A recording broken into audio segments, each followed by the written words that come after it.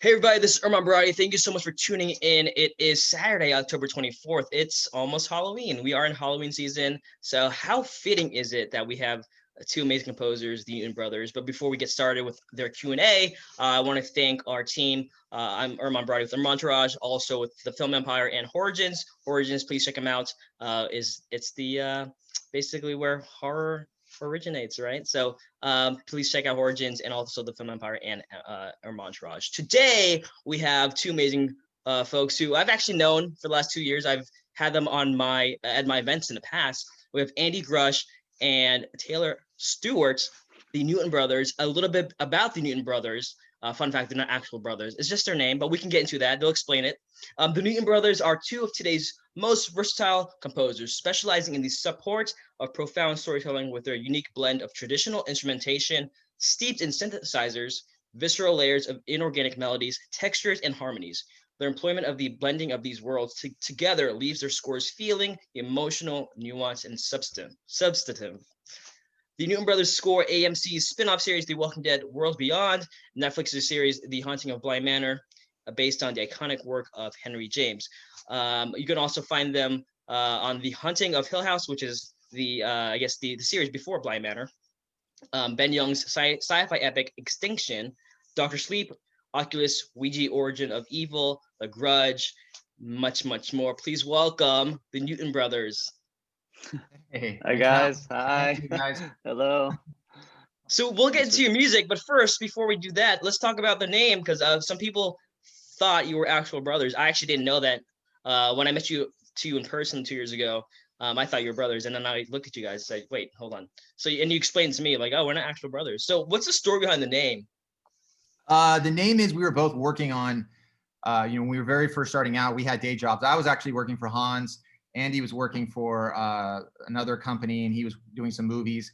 And we had day jobs, and we kind of wanted to be doing projects, but we didn't want to be using our names at the time, so we could kind of do different things and not have drawing too much attention to it. And just what happened is the project started to, project after project, we just got on more and more and more. And next thing you know, the name kind of stuck. And it originated actually when we were looking at some sort of name to write under. We both were just fans of Isaac Newton, and that's kind of where the name comes from. So that's kind of the history behind that. Love that. And as mentioned, this is the season of Halloween. So you folks have become synonymous, I feel like, with the horror genre in the last few years, especially working with Mike Flanagan, the Haunting of Hill House, the Haunting of Bly Manor, Oculus, Ouija, Origin of Evil, we can go on. So you I guess you can say you're the go-to duo for horror movies and TV shows. So is that something you were seeking at first, or is that just happened over time? You just happen to be the two that people come for horror scores? I think it was a little bit of both. I mean, Taylor and I both grew up loving a variety of movies, like all kinds of genres. Only today does my family laugh because when I had a paper route when I was young, I used to watch Aliens when I would get back from my paper route, the second one, because I didn't have the VHS of the first one yet. And I realized, like, looking back, I always really enjoyed watching dark sort of material, just like stories that weren't necessarily happy. And I think a lot of that plays well with music, because I think there's so many, we're all of us on here, we all have our own stories, and while we'd like to believe all of our stories are like it all looks on Instagram, all happy and shiny, I mean, we all know that it's not, and it's different for everyone's sort of version of what's not shiny and happy is different. And I think that's what sort of speaks to Taylor and I a lot in the music that we write for these projects, is that like there's a story that we're sort of following along with, and those stories are a lot of fun. And so we initially sort of started off like doing quite a few projects that were sort of some pretty intense subject matter, and we've just kind of kept going with that within the horror genre or the drama world. So it just kind of it feels nice. I feel like music goes well with, I mean, happiness goes well with music too, of course, don't get me wrong, but I just feel like there's like a sincere sentiment that goes well with music and how, you know, our lives all progress. And I think everyone sort of touches on that in some way.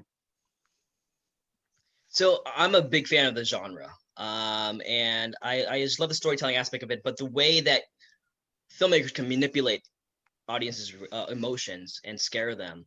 So when it comes to on the creative side of things, when it comes to making the music, what are some tips that you can tell composers who are interested in horror? What makes a scene scary in terms of the music? Like what are some actual, I guess, sounds, or how do you approach it? What's the advice for horror filmmakers and composers to make something scary? I think it's project by project, you know what I mean? And I think it, every scene, every situation, is it hurting the story or hurting the scene with what you're doing and how you're approaching it? You know, when you're dealing with subject matter that's all of a sudden a huge jump scare is going to happen and people are going to fly out of their seat, you don't really want to play a lot of music. You don't want to indicate that something's coming. You want to keep it pretty quiet or have very minimal amount of music. And I think a lot of times too, by nature, we get used to music being in a movie. Like when everyone goes and see an action movie or The Dark Knight or something, it's pretty wall-to-wall music. And so what happens is you just sort of get accustomed to that. And I think with horror movies, particularly when it comes to like a jump scare, you need to have a moment of silence and breath before that kind of stuff comes, so you're not sort of exhausted already of it. Luckily, I think I personally am a fan of less jump scares and more just storytelling and character development, so that when you have a jump scare, it's that much more unsettling. And so I think, you know, our approach, and we've been lucky enough with the storytellers that we work with, they really believe in just kind of getting you saturated in the show and in the characters. So by the time something scary comes, you're more broken than you are scared of what's happened, because you're just so sad and immersed into the story. And I think that's a really good sign of a dark, scary film, you know. Now I'm pretty sure someone's thinking of this. So I would love to know from the composer perspective, what has been your most fulfilling scene to make music for in any of your projects? Ooh, that's a tough one. Oh, you know, what's hardest about that question is that the music that we write for whatever projects we're working on, you know, the music is not about Taylor and I's music, it's about the project. But strangely, because we are all human, there's like an ego inside of us. And I don't mean that in a bad way. I just mean the reason I say that is because each project we work on has a special sentiment to me and reminds me of a period of my life, things that were happening.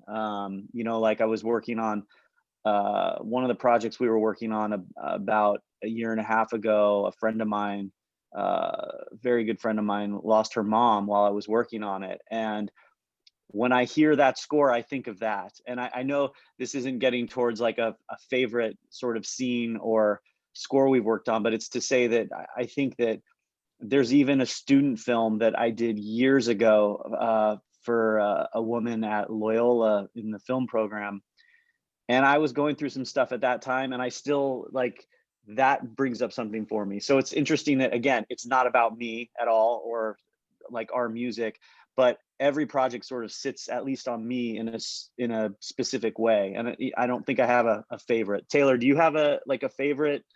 I mean, I only have a favorite moment. I wouldn't even call it a favorite. I would just say it's more of a fanboy moment. I don't think it was more even, and again, it wasn't about our music. It was about that scene. Just after growing up with The Shining for so long, you know, redoing the Overlook scene was more about just that, reliving that moment. And I think it wasn't necessarily like my favorite scene that we scored or something, but it was just more of the nostalgia of it all.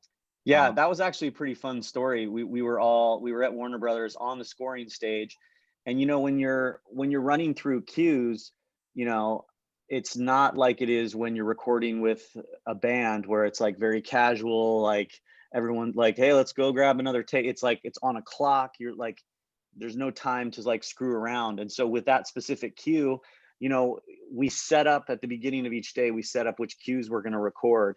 And I mean, we knew that we were going to be recording that cue that day, but you know, as you're running through the day really quickly, all of a sudden it's like, oh, we're doing this cue.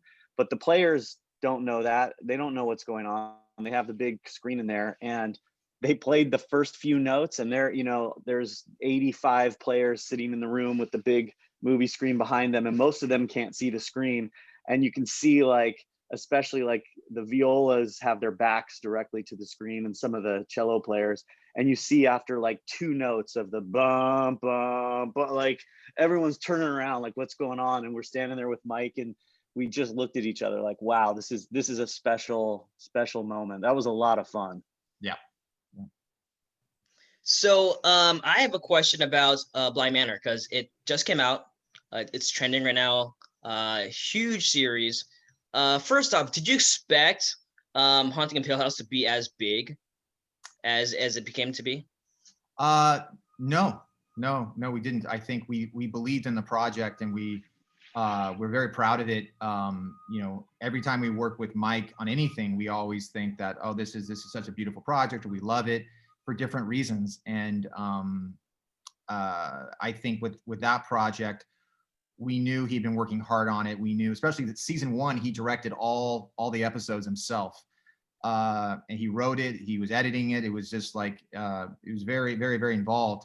And we kind of were, when you get so attached to a project and you get so into it, it's hard to have perspective on something.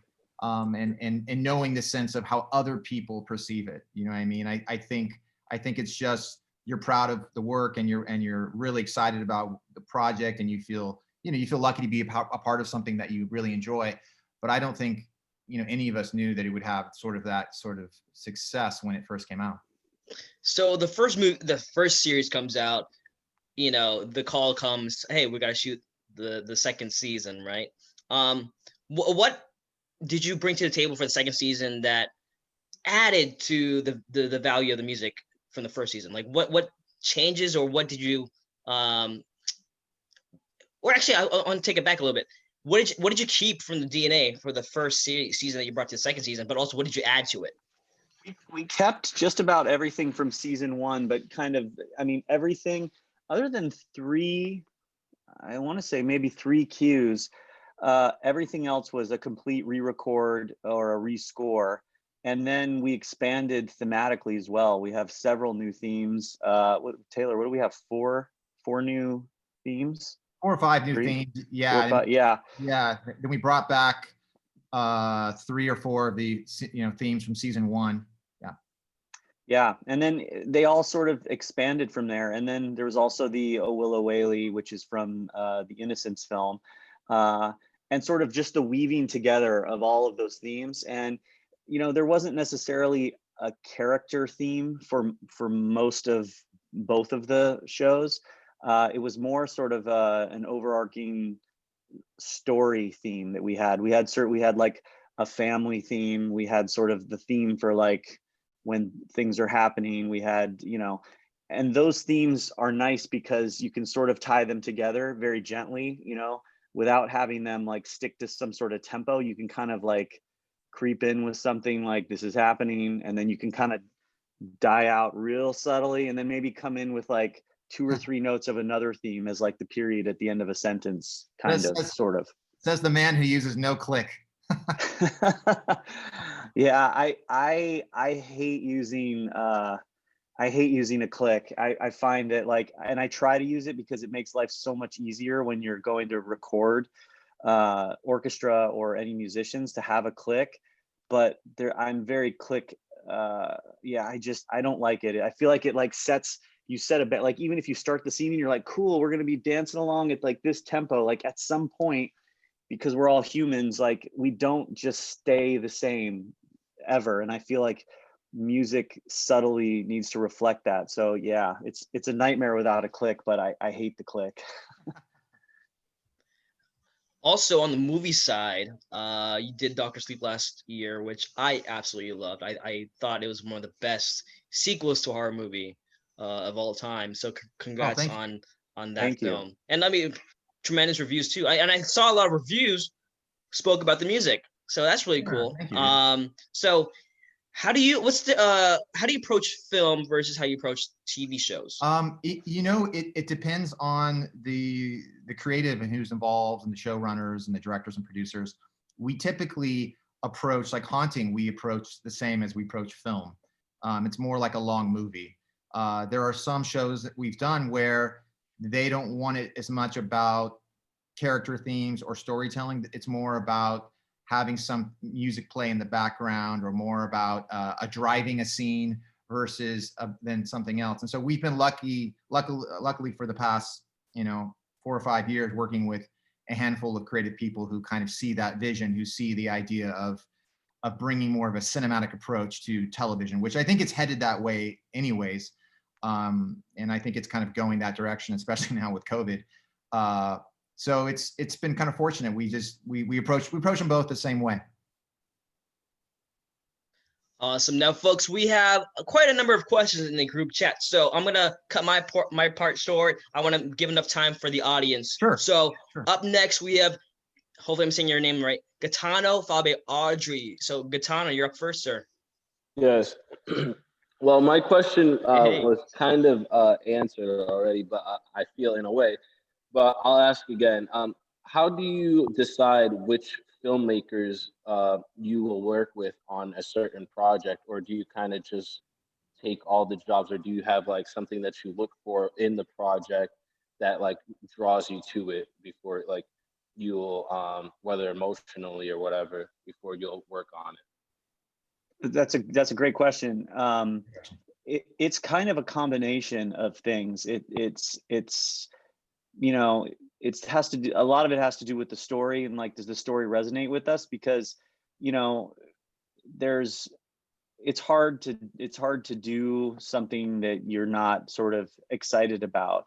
And it's tricky because there's also the commerce side of it. Like we need jobs too, so I don't think we're ever, we're never like, oh, well, we don't like the story, we're out, we're out. But then there's also the human connection of the producers and directors. Everyone has such a unique personality that sometimes we've had scripts that we don't particularly enjoy, but we love one of the producers or the director. And that's sort of where what it boils down to, because for each project, you're basically like in a new relationship, right? It's like swipe left or swipe right. And it's like figuring out like, do we want to, each project is a lot of time. It's like time that, we won't spend with our families because we're involved in this project. And ultimately, if it's a good sort of family of people that we're working with, I think we're always excited to try to like jump into vision. Because also Taylor and I have talked about this a lot, that there might be a story that doesn't resonate with Taylor and I, but just because it doesn't resonate with us doesn't mean that we shouldn't explore it, because I feel like that kind of blocks us off from opportunities that a lot of times projects we don't think that we would be right for don't resonate for us, but we do them because we enjoy people involved. It teaches us something. And I think that like if we were to ever get too lazy and just only want to do one thing, I feel like we'd sort of pigeonhole ourselves with some blinders as to like the opportunities out there. Sorry for the long answer. I hope that sort of answers your question. No, yeah, that was great. Thank you. Cool. Thank you so much, Gaetano. Good to meet you, sir. Yeah, nice to meet you, man. Up next, we have Thank you so Audrey, much. followed by, oh, yes, sir. Up next, we have Audrey, followed by Aris. Audrey, you're up. Yeah, hi, I'm Audrey. I'm from Indonesia and I'm 18 years old right now. So I was asking, what's your advice for like younger people who are wanting to start out in this field? Are there any lessons that you wish you would have known earlier in your career? Absolutely. Yeah. Yeah, for sure. I mean, I've done it all. So I definitely wish someone would have chimed in and been a little more insightful when I was doing this in the beginning. If you want to do this as a profession, there really are two main ways to do this. One is you have young filmmakers or early or new doing something that that they're a first time, and you build a relationship with them, whether you do a short with them and they kind of move on from there and they grow, and you grow too. And you, next thing you know, you're on a big movie or you're on something bigger because that director believes in you and supports you. Because at that level, when you start doing studio films, the studio will oftentimes try to push someone onto the project or someone they want. And if it's someone who has your back, or a director who's like, no, these are my people, or this is the sound I want, all that work and all that effort you had is now turning into this job that, this career. So that's one way to have fellow colleagues that you work with that become your friends, and you kind of grow from there. The second way to do it is to work for another composer. There is a caveat to that, is that the composer that you work for, you want someone who's incredibly busy and they don't have time and they can't handle everything, and they're a little overwhelmed, because it brings opportunity to you, whether it's, you're arranging something, you're programming something, you're orchestrating something. There's so many different facets of film composing that the more skill sets you have, when that opportunity arises, you can step in and jump and do it. So I think working for a composer who presents those things for you bears incredible opportunity. You just have to be, I've worked for composers, and I won't say names, some of them are very successful film composers, but they write all the music themselves. They have zero interest in having you write anything. And that's okay, because there's nothing wrong. I mean, you get hired for a job, you write it, that's a good thing. But it's just every composer has a different approach. So for a young assistant, you're looking for opportunities, and that's key. And I think also, being humble and, not having an ego when you're working with people, it's incredibly appreciative. And I've seen guys who are just nice and just care, and they're genuine, soar through the ranks, versus some young guy coming out of, school, and they think they know it all, and then they get, they kind of get let go. And so I think it's important to come in with a bit of that approach. I've seen that occur, unfortunately, but that's kind of my 2 cents. And then, the other thing is just really good promotion. There's rare occasions where I've seen people like, I forget his name, but there was a movie made with Matt Damon called Elysium. And it was a huge movie, like $120 million film. That composer got hired because of a YouTube video. He had never scored anything in his life. And the previous composer he had worked with, I don't know what happened, but he didn't get brought back in for whatever reason. Maybe he didn't want to do it. I don't know. And they got this young guy, and he was just going through YouTube and heard his music and was like, I want this guy. And he got picked and hired. So I think putting your music out there and having it available, and the same thing happened with the guy who scored labels. Get Out. Yeah. He was also Jordan Peele went online and at least was what we were told, and wanted to find a young composer that fit what he felt for his project, and he ran across him. And so it does happen. It's just more of a rarity. But I think the point of the story is just, you got to put yourself out there. You got to have products that showcase something you do, in case those rare moments where you get, Ridley Scott looking at your track. You never know who's watching you. Yeah. Always be ready. I think that's a great point, is like, pretend that you're going to a coffee shop, and it doesn't matter what part of the world you live in. Like, imagine you go to that coffee shop and there's a director or producer that you admire a lot, and they're there. Like, think about that situation, and are you able to just in one sentence say, like, go to my YouTube account, it's, Audrey with an exclamation point in the middle, like, that's a good, you know what I mean? Like, whatever the thing is, like, so it's real easy, so that when you see that person, when they're on their way home, they can just be like, oh, and they go to you, like, because you never know. It's true. Thank you so much. No, I hope that answered the question. Thank you. Thank you so much, Audrey. Up next, we have Aris, followed by Nwang. Hi, hello, guys. Hi, guys. My name is Erin. Hey. I am very interested in learning about your guys' creative process as composers. I would like to know your thoughts on developing a musical theme around a character or a story theme, and how you utilize that, if you do, for creating, horrific atmospheres. For example, Haunting of Hill House. Oh, thank you. Great question. I mean, that's a huge part of our sort of if you want to call it research and development, like the early phase before we start writing is a lot of what Taylor and I talk about. We spend exhaustive time on the phone talking with each other about ideas and what we're going to do. And a big part of that is the thematics. And will it apply to a character? Will it apply to a storyline? Will it apply to a bird in the tree? Like whatever it is, we spend a lot of time talking about it. And then that's sort of a big part of the early writing process, because everything sort of stems from those themes. You know, we'll come up with sort of a suite of themes, and from that suite of themes, after a lot of back and forth with Taylor and I, and then running it through, you know, the director and producers, whatever sort of resonating, we'll then sort of latch onto, and those will be sort of the things that we weave throughout the project accordingly. So it's a big thing, and it's, you know, playing music isn't hard. It's easy to put a whole bunch of notes down and play on your instrument, and we can all do it and love it. The trick is finding that sort of sentiment that works with the story. And so that's sort of the exhaustive part of it that we like to explore quite a bit. Like, is it one sound? Is it two notes? Is it 16 bars of like some, you know, crazy chord progression? And it all depends. There's no right answer. So yeah, that's a great thought process.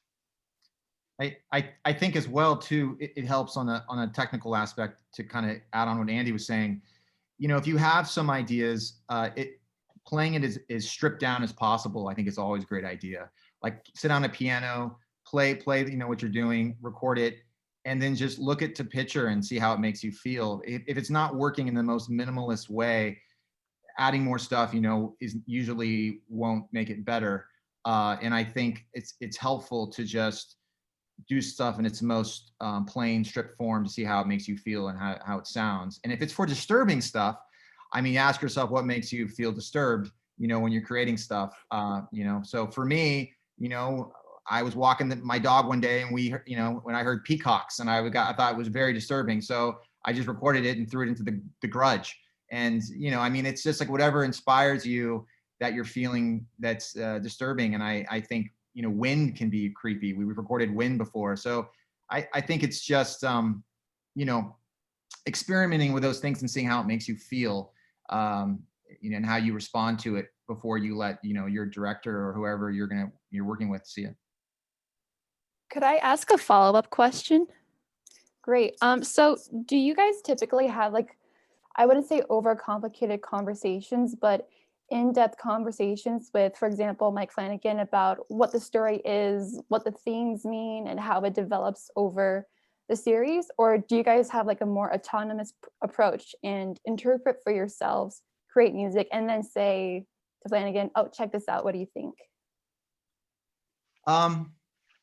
I think it's a little bit of both, honestly. You know, Mike lays out the blueprints and the DNA for us to follow. And he is, for Haunting Hill House particularly, Mike Flanagan is a musician. He is a composer in his own right. He can write music. He's very talented in that aspect as well, not just filmmaking, editing. So it allows us to communicate with him very easily in that shorthand. But I think, strangely enough, that isn't really the factor that kind of, to answer your question more, to the approach, how that works. It's more along the line of Andy and I discuss a bunch of things after watching it and after talking to Mike about what he wants and the direction he wants to go. And then we present all those ideas to him. And sometimes when he has a lot of time to help, which is very rare these days, to basically be like, you know what, hey, let's not go to this chord, let's go to this chord, let's try this, let's try that. Sometimes he's very collaborative, especially on season 1, he was very much that way. And in season 2, he just kind of laid out, hey, you know, this is what's happening here, this is what's happening there. And he suggested ideas, but we spent so much time going over the script and what element of you know, the source material from, you know, obviously Shirley Jackson's novel in Hill House, then Henry James. And so I think we exhaustively go through that and have conversations. We kind of filter that before it ever gets to Mike, because we want it to be as direct and straightforward as possible, not to have like a million questions for him, because he's so busy. handling all these different departments. So I think if that answers your question, I think that's kind of, the approach we take. Got it. Could I ask another question, or should we move on? Let's do this. We'll circle back to you at the end of the no worries. Sounds great. Hopefully you understand. Yeah. Up next we have Nawang, followed by Paula, then Fred. Nawang, you're up, sir. All right. So I worked on this really small project that was also in the horror genre, which is pretty unfamiliar for me because I've always done stuff that was very romantic and or just electronic music. So when I was working on this kind of horror genre, I really resonated with what you guys were talking about, how less really is more. Yeah. And there's much more of an emphasis on sound design. So was there any kind of, this is a really specific question, but are there any like weird instruments or pieces of technology for strange, unique sound design that you guys particularly like? I see that Taylor, you're in front of this really beautiful modular system. So I'm sure you guys have toyed with a lot of sounds. Yeah. Taylor's like the Dark Doctor, basically.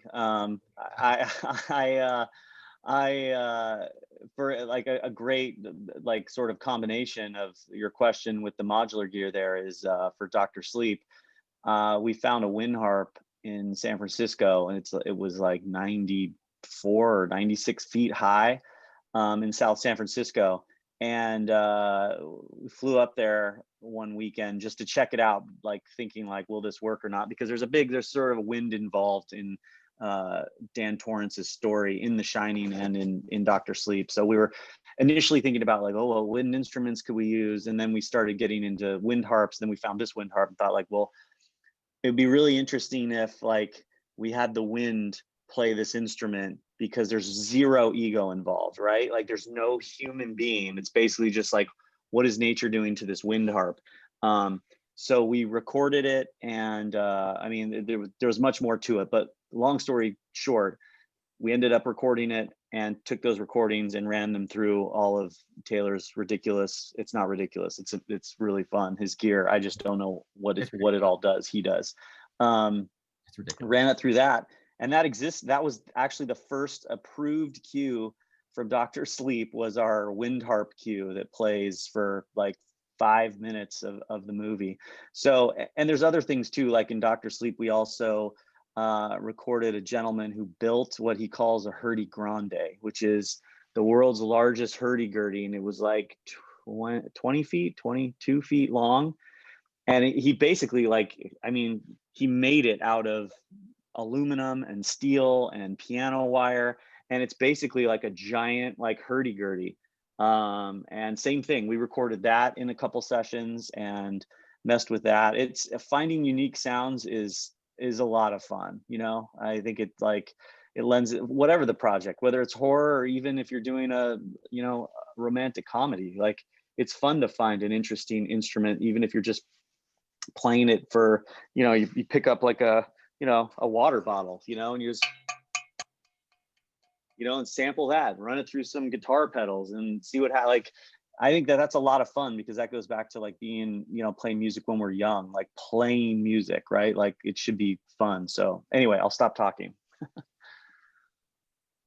Yeah, I think, I mean, Andy said it. I think any way you can find to make whatever you're doing different than what everybody else is doing, because it needs to work for the project you're doing, but it kind of needs to also, as much as possible, sound like its own thing.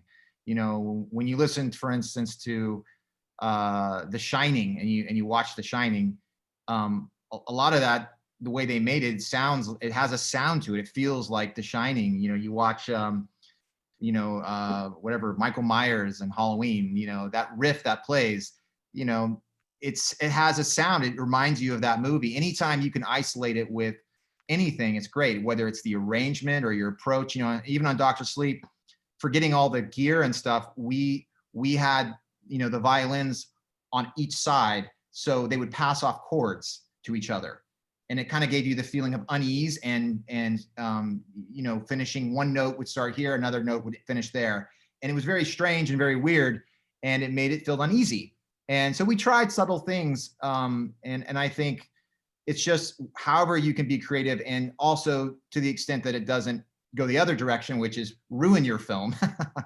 You want to try things that are exciting, but you obviously you want to stay within the bounds of the project you're working on. And horror movies obviously lend themselves to crazy stuff. And we're working on The Purge now, and it's some crazy stuff. So it's just it's about what you can create. And I think having as many toys is not necessarily required. I think it's more about imagination and what you imagine it to be. I mean, a lot of the stuff we use in The Grudge was just stuff we recorded off of a $300 recorder, and then we just processed it inside Logic with a bunch of plugins and stuff. We did do some outboard stuff, but it just depends on the project. You don't need a bunch of things to waste. Like I can't even tell you how many times I spent 5 hours making a one sound, and then like the cue gets turned down and it's useless. So it's you also have to get music done. So there's a fine line to those those black holes. And it's okay to when Taylor was saying there's that line where you don't want to make the film bad. You should make the film bad in your studio so you've gone too far, because right, Taylor, don't you agree? You should try the things that are like, oh, that's a real bad idea, because you've reached sort of the precipice of cool, maybe I shouldn't have that peacock sound just playing by itself, but maybe if I pull it back. Hope that helps. Yeah, it does. Thank you so much, guys. Yep, of course. Thank you. Hey, Nwang, I know you had a few more questions. We'll circle back to them if there's time. Andy, you still good on time? I'm still good. I got a text. Yeah, okay. I'm actually good. For another awesome. 40 minutes. So yeah. Awesome. Let's go 40 minutes, guys. No, let's go ahead and do. I think I said okay. Let's go. Paula, Fred, Myra, Maria. So Paula, you're next. Hi. I have a question about copyright stuff. If you have a small sound bite, say from the news, or say from an anthropological album or something, can you use that, or is that a issue? That's usually an issue. Yeah, I mean, it's copyrights are tricky, especially nowadays. There's a lot of people who just kind of Wild West it, and will use samples. You can find all kinds of things on the internet now. You can find Beyonce's vocal stem from something and sample it. But ultimately, I know that there are technical rules about what you're using and how much time you use it. So in some cases, I think it's okay, but I wouldn't use my advice as a legal go ahead. Taylor and I are usually pretty cautious about that stuff because we want to try to be respectful of whatever the law says. But then also there's the idea of just getting other work out there too. Sometimes. So I would, if you're able to contact the people who originated what you're using, that's great. And if you can't, I guess, you just sort of, and you want to put it out, you just have to be prepared for a cease and desist letter, which is usually what they'll send you. And I think it's sometimes too, if you just get a hold of them, most people, if it's a project doesn't have some, massive budget and you're not asking, the Beatles, most people are pretty nice, and they'll be willing to, why don't you use it for your, if it's for an indie movie or whatever it is. I forget, we did a movie years ago called Detachment, and it had a Bob Dylan song in it. And I think the budget for the film was, I don't know, it wasn't very big. They asked the, Bob's people who run his whole library, and they got the rights to put the song in the movie, which we were all super shocked because he liked the film, and they gave him a really, we had an affordable rate, or the production did, shall I say. So I think if you reach out to them sometimes, you'll find that people are really quite nice about it. Yeah. Okay. Thank you. No, hope that helps. Sure. Thank you, Paula. I think this is your first time with us, so welcome. Up next, we have Fred, followed by Myra. Hey, Fred. Okay, hello. Hey, I'm a bit nervous about this, but don't be nervous. Okay. Yeah. So I'm a a film composer based on the Isle of Wight, and I wanted to ask about what kind of what tips do you have for finding commissions and paid work, especially nowadays when you can't go to live events and stuff. So, I think that there's, you know, there's a lot of opportunity out there now with technology, because you can really put yourself out there. And I think as far as commissions for projects, the trick is just there's a lot of opportunities all across the board, and like advertisements are a great place for opportunities like that. And it doesn't have to be Coca-Cola. It doesn't have to be, you know, a Coca-Cola, you know, advertisement. It could be as simple as like a local wellness chiropractic clinic, like that, you know, you're friends with, and they need some music for their website, you know. And I know that doesn't sound fun, but I mean, I know Taylor and I have done it all. Like I've done music for like a small hospital, like in Los Angeles, like years ago, 20 years ago. And I was very excited to get, you know, a small amount of money to have a piece of music on their website, you know. And you learn something from every project you do. So I think it's just sort of about putting your stuff out there and making sure you have a calling card online. And then just finding those opportunities, whether it's in advertisements or local commerce in your, you know, in your area, or even helping band, you know, as composers, you can be really helpful to bands who want to produce their music, and especially in these times. And it might not be your music, but as a composer, you can bring a lot to the table by, like, if you have a friend who's in a band and they can't go to the studio to record their band, you can sort of be a producer. And even doing something like that is, you know, you can get paid then to sort of take all their recordings, and then, you know, you're mixing them, and you're not really a mixer, but you're sort of producing it as well. And you'll find that you'll probably end up contributing to the album, even if it's not the aesthetic that you're sort of a composer for. Taylor, do you have any like other ideas for? Yeah, I think, you know, especially during these times, if you've written any music, or you're going to record music, and the idea is to obviously to make some income off of it, and we're not talking about just writing music for film, a really clever way is to try to get your stuff licensed.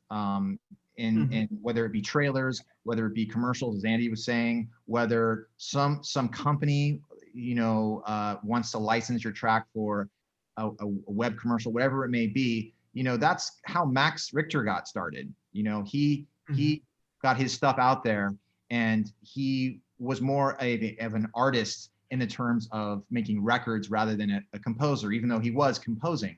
And so I think it's important, you know, I don't know what genre you're specifically going after, but if it's classical, I would definitely, you know, try to get your stuff out there with the purpose, not just of making beautiful artwork that you love, but also something that can be used and licensed. For instance, like statistically, choir and vocals tend to always get more license, I find, than instrumentals. That's not always the case, but I feel like it's majority of the time. So, you know, maybe do a version of your piece with a singer or someone who's known, or just some, you know, vocals on it. It helps to get it out there. And I remember what was that track that Johan Johansson? It was on all over the trailers. What was it? Sun Goes Dim. The sun goes down. Yeah, the sun goes dim. It's a real dark tune. It's so good though. And it was like that. It was the Battle of Los Angeles trailer. Yes. Yeah, exactly. Yeah. And that track, you know, at the time he was doing indie movies. He wasn't, you know, hadn't gotten that big career yet. But he took his records that were relatively unknown, and he licensed them, and he got that track was everywhere. So it's important to do that. You know, Andy and I have done a movie we did 10 years ago. We had it, they licensed it for a Blumhouse trailer, like, I don't know what, 3 years ago. They licensed the music from us. And so I think it's important also to make sure you own your music too, because if you give it to someone, make sure that you definitely highly compensated, because royalties is where things are at, especially right now during a pandemic. You know what I mean? Like if you can't perform, and you're not composing for film directly, licensing is where the money is. Mm-hmm. And be knowledgeable about all of it. Like there's resources, the PROs out there like ASCAP, BMI, CSAC. Like we're with CSAC, and we, you know, their website has tons of information about how to not only how to license your stuff, but sort of the academic side of what you should know about the, you know, the legal side of your music. And that stuff is really boring, but it's very important so that you don't, you know, so that you can sort of create, you know, a business for yourself out of this while still being artistic. And what's the website called again? Sorry. CSAC is a great, it's if you just go sesac.com, lots of information there. Yeah. And I would also too, like I know sometimes for me when I was trying to license stuff or do things when I wasn't working or whatever, it's easy to, at least for me, it was easy to be like, oh man, no one likes this or this isn't working. You just don't want to get that into your head. You always want to try to be staying positive, because it just takes one track to get licensed, and you may have, you know, 20 or 30 people who may say no to something, but that one person will license it, and then other people will see it, and that's all it takes. So it's really important to stay motivated. Yeah, that's actually a really good point. Like overall for all these questions, it's, you know, it's always easier to look at like someone who's having success and say like, oh, this was the path and this was the thing. But what you don't see for anyone who's out there in any profession, not just music, you know, it could be a doctor, it could be an actor, it could be, you know, a statistician. Like there's always the journey there. And what you don't see is like how hard it was to get there, you know? And I think that that's important to remember. Like it's Taylor and I still have to remind each other of that. Like there's no, it's not like we're just like kicking back, like drinking coffee, like life is real good. You know, no way. Like it's, of course. You know, and it's hard all along the way. And I think that that's a real, I just saw, I had the pleasure of being involved with something that Diane Warren was doing last year.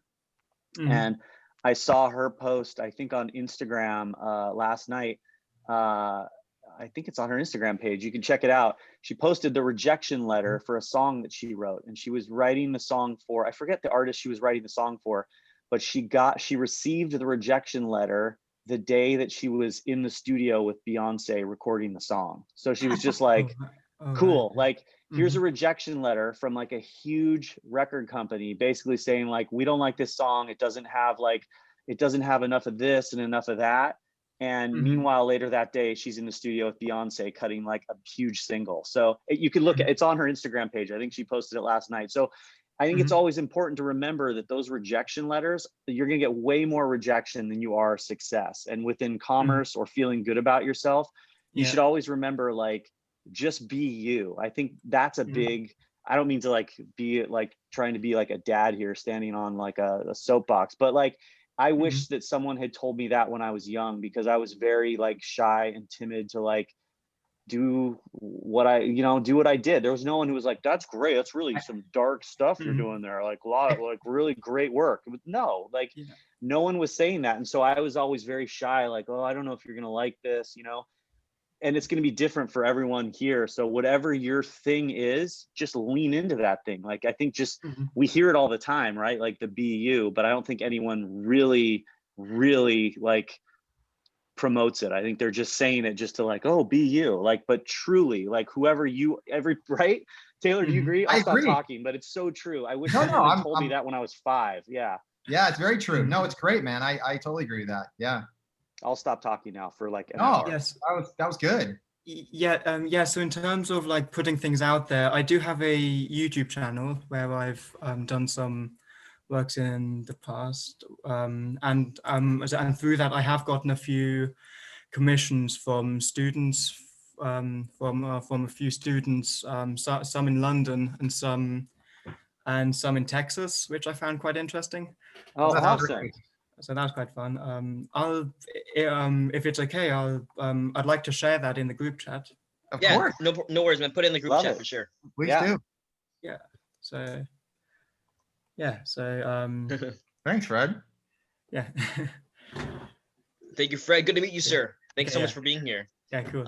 Thanks. Yeah. Up next, we have Myra, Maria, then Suzanne. Myra, you're up. Hi, everyone. Nice to meet you. I think you have answered a little bit of this before, but I wanted to ask, how was the creative process behind the main theme of the Hanukkah of Hill House? Because, you know, there's this melody that you can hear almost throughout the whole series and also in Blind Manor. And, you know, I mean, this melody, I think it has all of these mixed feelings. So what do you take into consideration for that? And since the first idea that you had for this, how much times did that change, you know, until get this final main theme? Thanks.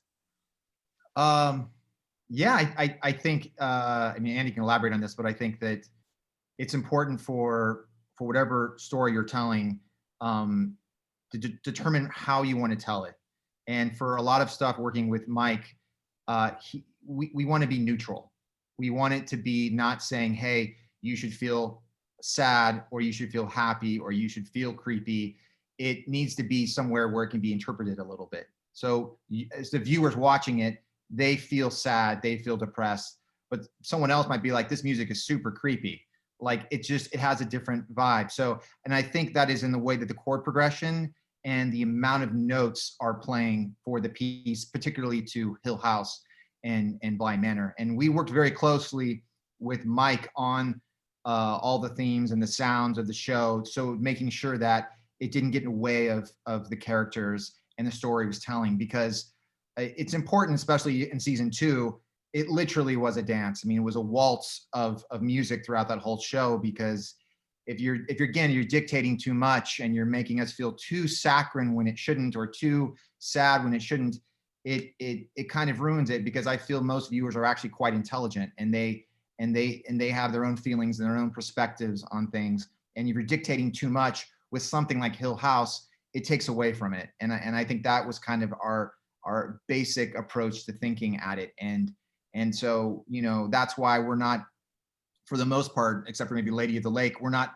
hitting you on top of the head with a traditional, hey, this is the theme for this person. This is how you should feel every time you see this little kid. It should be creepy.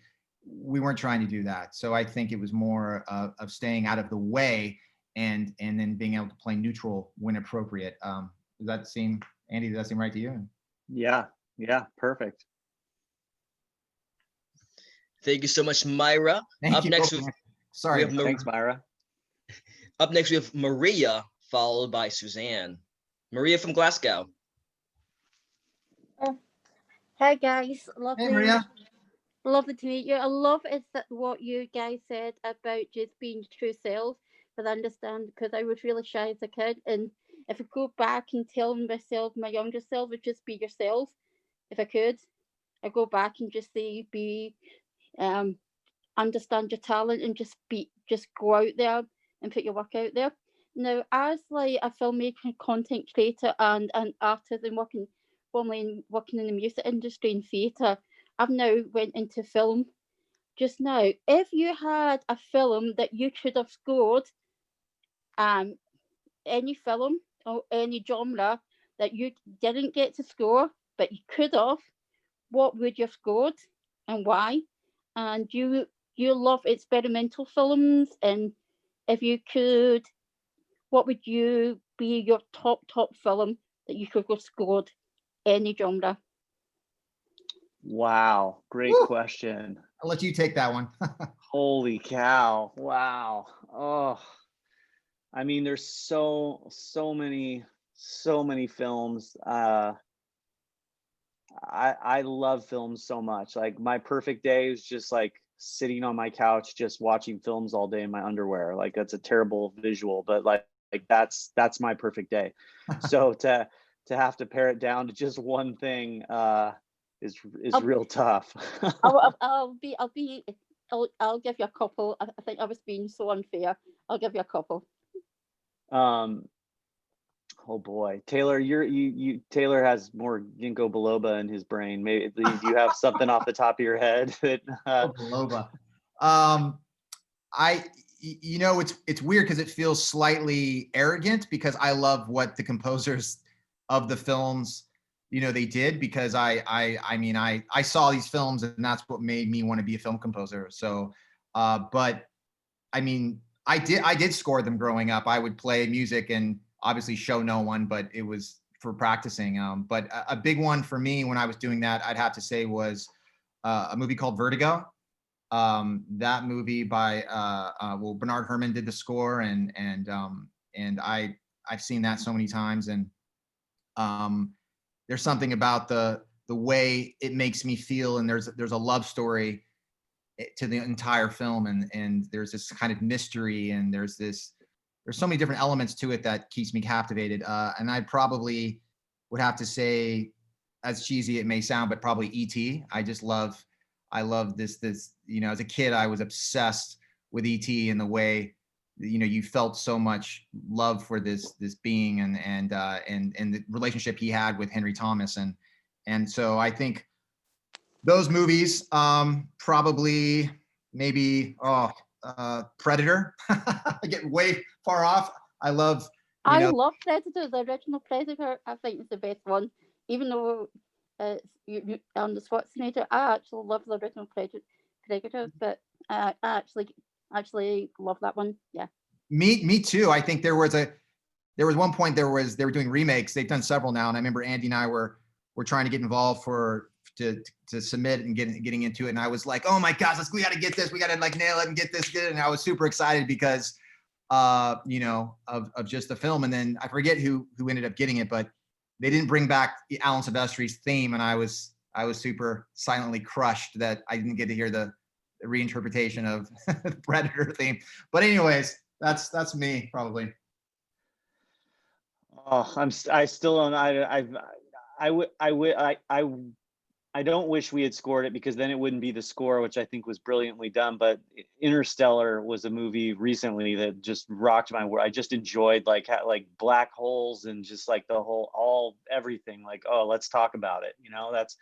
I'm glad we didn't score it, because Hans's score is wonderful in that film, and it's great. But I would have liked to have. I don't know. Yeah, I don't know. That's a tough question.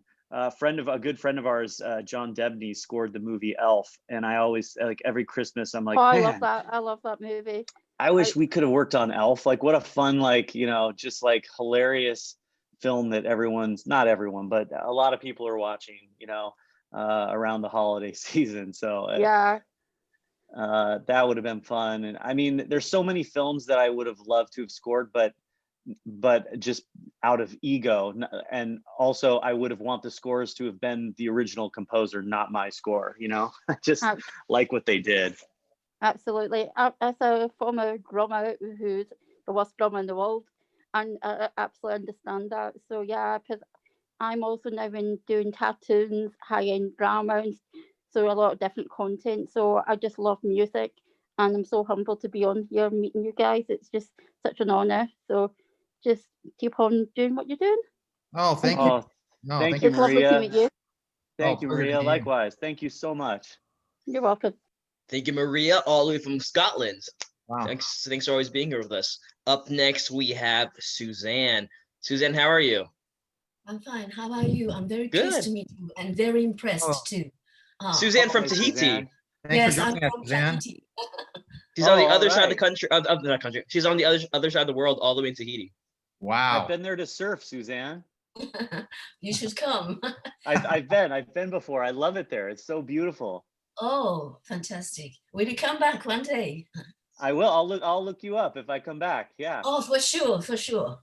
All right. Well, my question, I've been really interested by the music and the composer's side of your talk, but I'm a screenwriter.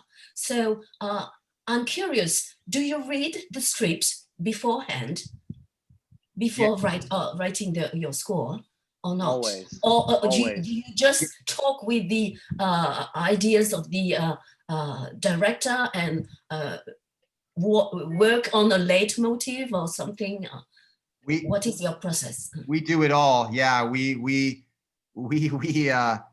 if there's books, we read all the books. If there's, we tab it and like. I have a visual. Keep talking. Notes and oh wow, and we do anything we can to get as much material as possible. Like for Dr. Sleep, we read The Shining. We watched The Shining again. We read Dr. Sleep. We do everything, and we go through the script like it's the Holy Grail. So it's really important because you need to know what the intent is behind it. And I feel like any chance to miss on that, I feel like is not, you're not doing your job. Okay, I understand. And once you have watched the scenes from the movie, once it's shot, do you have to adapt or change something, or you think it goes perfectly as I thought before? Andy, do you want to? Taylor, go ahead. Go ahead. I personally never, it's an egoless job for me because my feelings were destroyed a long time ago. So I don't put anything out in thinking that it's the greatest thing, and it is what's correct or right. I will put forward what I think is the best idea I have for the project. But if the directive changes and the direction changes, I will change absolutely with it, because the whole project is a symphony. You're just a player, and it's not really about you. And so that is the approach we take. And I think if you start to think that that what you're writing is great, you're missing the point of the project. That being said, I do think you need perspective, and I do think you need to have a point of where you're going. But I think that it is a fine balance in looking at the overall situation and being able to step back and say, oh yes, this is what works best for the project. I mean, there were times on Haunting of Hill House where, where Mike decided, hey, you know what, this piece of music it isn't working. We need to do something else. And we only had a few hours to, work on the scene. One of us would go back to the studio. The other one would open up their laptop on the dub stage and start working on the piece of music right then and there. And it's kind of like, it's Mike's vision of what he's storytelling. It's not about us. So we want to fulfill that as much as possible. And usually when it's all said and done, Mike will look at it himself and be like, oh, this project or this scene is working so much better, or you know what, let's put something back in. He's also has an ability to sit back and look at it from a point of view of a viewer. So I think, we're very fortunate in that way. And that's kind of how, at least I think we approach it. What do you think, Andy? Yeah, that's 100%. Yep. Well, thank you very much. What I keep from that is that the project is a symphony, and I like this word. Thank you very much. Oh, thank you. Thank you, Suzanne. Appreciate it. Suzanne, all the way from Tahiti, thank you so much for tuning in. Up next, we have Haley, and then we'll circle back to Riz and Nwang. And I think after that, the gentleman had to run. So let's go with Haley, Riz, and Nwang. I don't think we can. Oh no. Hey, Haley, can you hear us? Oh, Haley, we can't hear you. Let me unmute her. Here we go. Hey, Haley, can you hear us now? I took my head. There we go. Hey, we can hear you. Perfect. Now we can hear you. Okay, I don't know what happened there, but anyways, hi, I'm Haley. I'm so excited to be watching this from Canada. I love both Haunting of Hill House and Haunting of Bly Manor. And I'm wondering, because you mentioned we're using many of the same musical cues from Hill House in Bly Manor, how did you decide which existing ones would continue to thematically work for the new story, and when a brand new cue was needed to help tell the new one? Great question. Oh, that's Thank a you. great question. Yeah.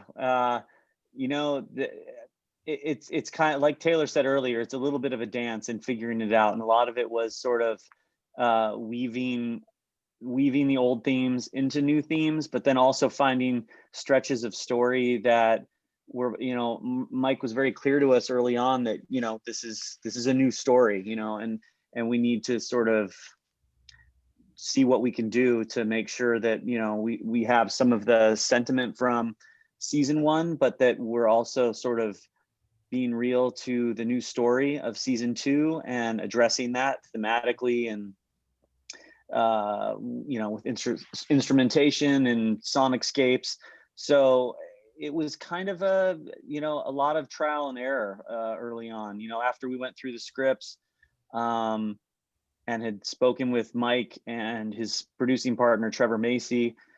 We kind of went away and just sort of started playing with things. And a lot of it'll just be, you know, putting the picture up on the screen and just kind of like playing along to see what works. And having sort of the DNA of season 1 to start with was great, because we kind of had an idea of how we wanted to play with instrumentation.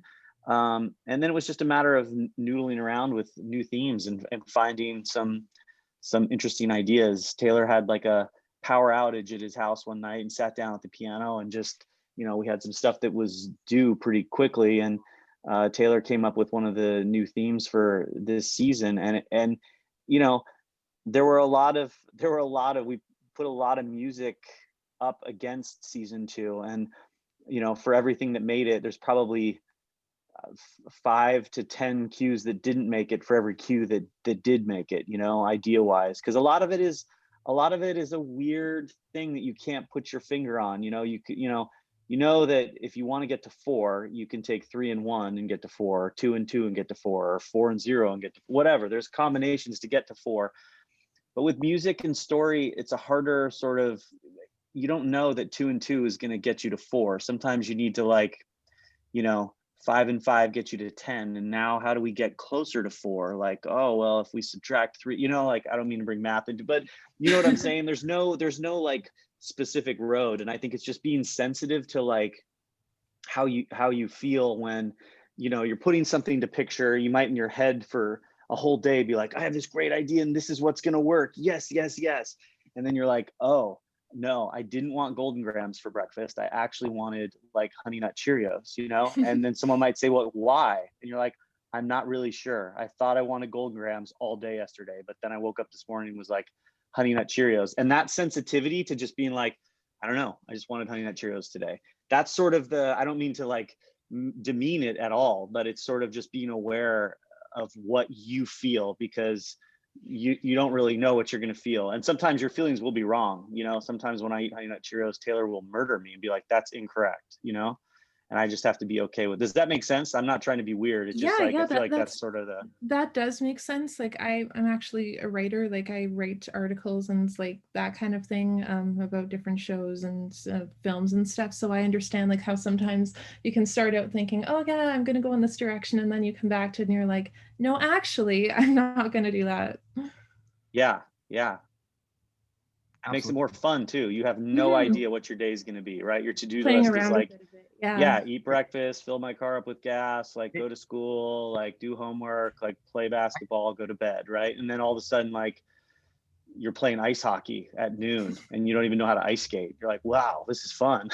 I think too, it helps because season 1, just the way that the cinematography and sort of the general aesthetic of the color and the feel of the show, that sense was brought into season 2 to some degree. And so the music and that sort of aesthetic, I think, was a continuality of just the Haunting, you know, franchise. And I think having a suite of all these ideas that we knew we could work with, and knowing the blueprints that Mike laid for us, and then bringing in those new pieces, it really allowed us to kind of go like, oh, you know, here's this young girl and she's perfectly splendid, you know, like, you know, we're gonna need a waltz for this, like what kind of waltz, you know, like what, you know, that kind of thing. And I think to Andy's point too is that, you know, we tried a bunch of things and sometimes we think it would work, and you know, sometimes it did, sometimes it didn't, but that's sort of the fun.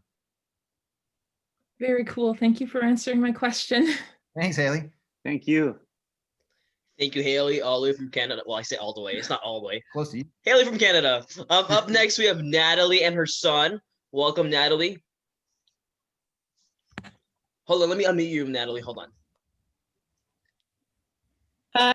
Here we go. Hey, how you guys doing?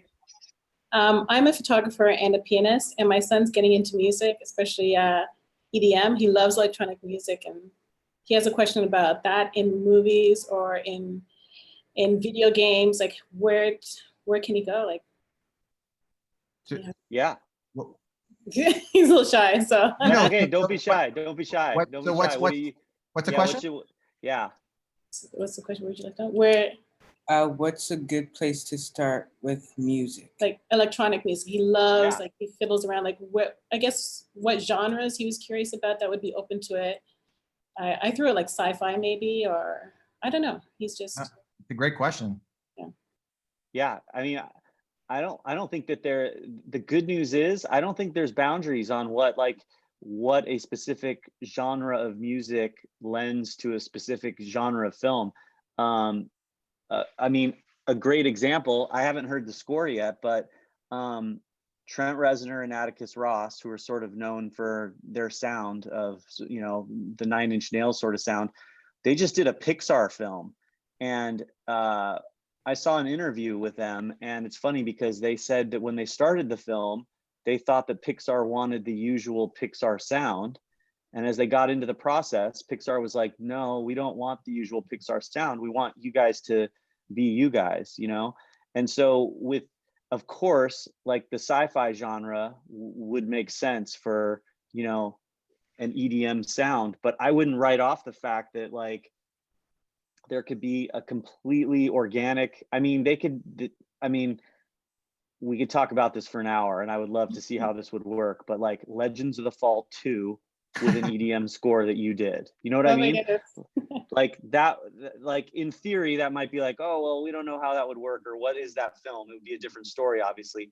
But the point is, like, you shouldn't feel limited by your genre. I think you should just lean into, like, if you like EDM, if you like electronic music, you should just run after that. Taylor's deep into the EDM stuff, as you can see from all of his like 25,000 keyboards behind him and modular gear, you know. And I don't think you should have any sort of rules to what your genre does. I would say just keep going. I think too, it's just really important just to write tracks. I think especially you're so young, I would just write pieces of tracks and music you like and try to license them. That's how Deadmau5, you know, he has gotten his sort of gear, because he's now moving from just being an artist. He's now doing main titles for shows. He's doing score for stuff.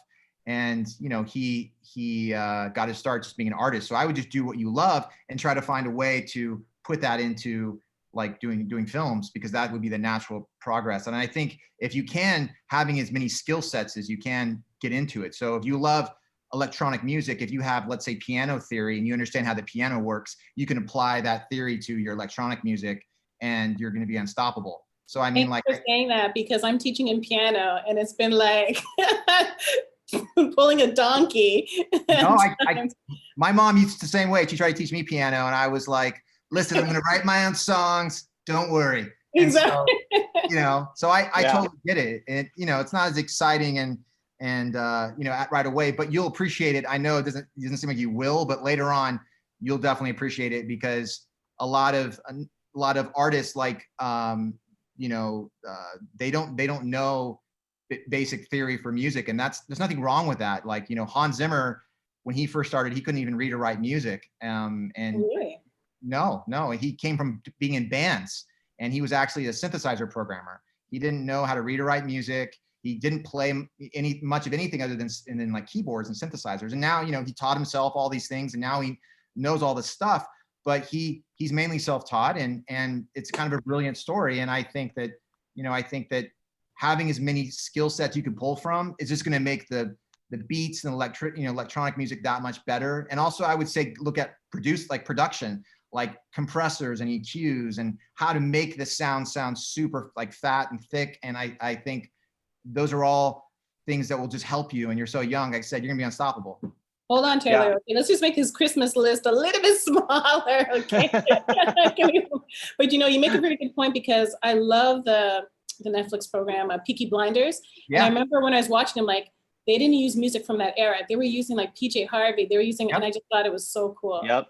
And that's happening right now. And to be honest, you know, if you land like one of those songs in a show like that, lucratively, it allows you to make quite a bit of money, because people have to license those tracks from you. So, you know, that's what I'm saying. Like, if you love making tracks and you're making these cool like EDM stuff, just make them as, you know, best you can, learn as much as you can, you know, and then start to develop it and license it. And yeah, you're unstoppable. You're you're super young, it's sky's the limit. Yeah, So and one if you last quick question: should he have a YouTube channel? He asked me if he could have one to put his music out. For sure, yeah, because people yes, see it. yeah, Absolutely, as much promotion you can get, I would say it helps because again, there's all these random fluke moments that I can tell you from so many people who, I mean, we work with music supervisors all the time, and we'll be on a show and I'll be like, I've never heard this song before, and it's amazing, and it's like, oh, she's like, oh, I found this song and blah blah blah, and you're like, wow. And so, like I said, there's so much opportunity out there. It's you just gotta, put yourself out there. yeah. And if you like video games, if that's something you like as well, it's good to be involved in the community that does what you like. Like Taylor and I are big film nerds, so we like to be involved in films and follow directors and producers and stories and books. If you like video games or TV more, that's a place to live, like on Reddit, be involved in chats and know people, because that's sort of how, you never know when you're going to be in a chat with, a game developer, and that game developer comes across your YouTube channel and likes, a track that you've done, like, And I'll tell you a little something that was kind of fun is that there's this guy named Sonny, and Sonny was in a band that was just kind of like this hard rock screamo band in the 2000s, and he got a little bit of fame, but the band didn't really go anywhere. And he loved electronic music, and he had a laptop and like a broken speaker, and he made his first record, and that became Skrillex. So, he's obviously one of the biggest EDM artists out there now. So I think it's important to just keep going and be a part of the community as much as you can, because there's so many artists out there who are actually really cool and will help you, give you a lift up. Thank you. Thank you so much. Yeah, guys. Of course. Yeah. Good to meet you both. Thank you so much for being here, Natalie. Andy and Taylor, do you have time for 2 more? Yeah, I do. Awesome. Yeah. I'm good. Okay. Natalie, what's your son's Awesome. name real quick, just so we have his name too? Oh, okay. His name is Santiago. Hey, Santiago. Cool. Awesome. Good to meet you, Santiago. Thank you so much for being here, sir. Thank you. Up next, we're going to circle back, actually. Is that okay? We're going to circle back to Aris and Nwang. Aris, hey. Hi, thank you for getting back to me. So I am actually approaching this from a director's perspective, and I love to hear about the creative process for composers. So I'm wondering, what is the best environment that you experienced that a director can provide you to perform your best? And what have you found are things that do not work and actually inhibit the creative process? I mean, the best thing we can have is time and information, I think. And by information, just like a script and sort of an idea of what the director's thinking. And then time, because the more time, I mean, we've done a film in 2 weeks before with no sleep and lots of coffee. And it turned out, we were both very happy with it. It turned out fine, great. But the more time that you can have, the better, because you're that gives you sort of, it affords you the ability to sort of self-edit yourself, your first idea could be the best idea, and also your 231st idea could be your best idea. So having the time to know whether it's number 1 or number 231 is very nice. I think too, yeah. I think I mean, communication, I know it sounds basic, but it's really the key, because when you're working with a new relationship, often they're putting themselves out there, and not so much in the sense that they're afraid of rejection. I think a lot of them are just want to try something and not get fired. You know what I mean? They don't want to do something that you hate so much and don't like. So I think early on, if there is something you don't like, if you can tell them in a way like, oh, this is really cool, I really thanks for trying this, but it's not really what I was thinking, then they know, at least they should know to just kill everything and there is about that idea, and then they move on to the new direction. And so allotting them that sort of freedom allows for happy accidents. Maybe something that you didn't think was going to work now does work, and you change your perspective. Maybe you didn't want a classical piece of music scored to your stuff. Maybe you wanted electronic, but sometimes trying things gets you different places. And I think being quick and having decision, even if you change your mind later, is definitely helpful to the creatives involved, whether it's editing, composing, sound design. And I think having a team that can work together like that is going to have your back and make the project as best as can be. And the more that you can lead that sort of command that ship, the better your project will be.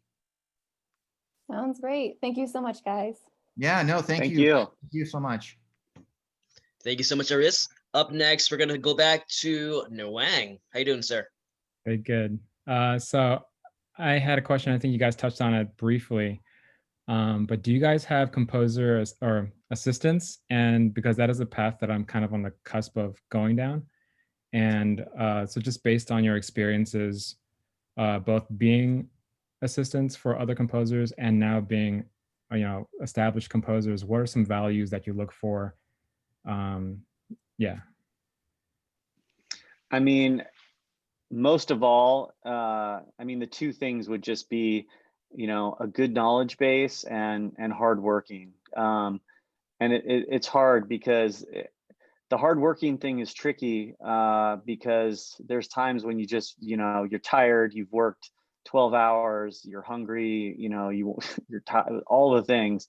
I mean, that extends even when you're not an assistant. Like that extends, like Taylor and I experienced the same things we experienced as assistants to this day.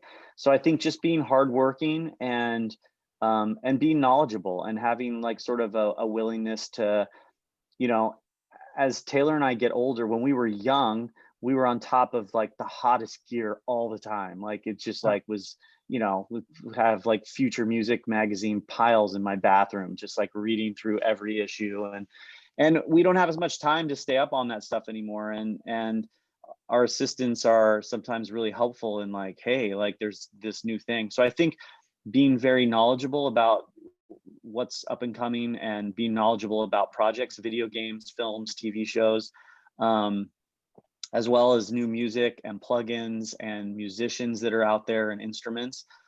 It sounds like a lot, but I think that like for all of us, if we really love these things, it's not like tedious to think that while you're having your tea or Golden Grams or coffee in the morning, that you're reading a trade magazine or a Reddit feed that's all about like microphones,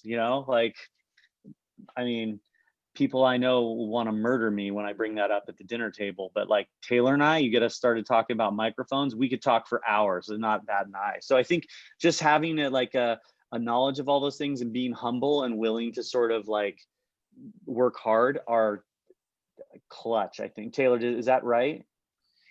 Yeah, like I said, I've assisted. I assisted Hans Zimmer for a while. I've assisted tons of different guys, and I've made mistakes, and I've done some things that were right. I think at the end of the day, it's about making yourself being valuable, and I think finding a way to make yourself valuable. And there's a bit of sincerity in your approach of, okay, I don't know this, but I'm going to figure it out. When I started working for Hans, back in 2005, I didn't know Pro Tools at all. And everything he has all goes to Pro Tools. Like everything goes to Pro Tools. And I was kind of hired as the main guy at the time to run everything. And so I was just like, you know what? I don't know Pro Tools. I just was honest with them, but hey, I'll figure it out. So I spent like the next 4 days staying up every night, just like writing in Pro Tools, learning all the horrible MIDI functions and all this kind of stuff. And sorry, did I say that out loud? And then I was kind of aware of what it did for the basic necessity.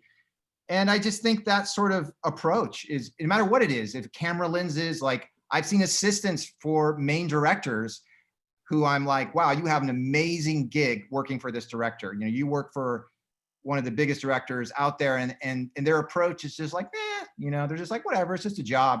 And I think like all of us, you either get the opportunity and you take advantage of it, or you don't, and it's just a job. And I think that separates the people who move on and go forward and those who don't. And look, I've been on both of those sides. I've been in a job where, I wasn't super happy about it, and it didn't work out. So, and I've been in places where I'm like, oh my gosh, I'm so lucky to be here, and it yields different results. So I think it's very important to find someone with that mind frame, and it's difficult sometimes. Cool. thanks, guys. No, thank you. Of course, thank you. Thank you, Nwang. And last but not least, everybody wanted to know, Andy and Taylor, where can they keep in touch with you? Not only social media, but are you willing to type in your email address in the group chat?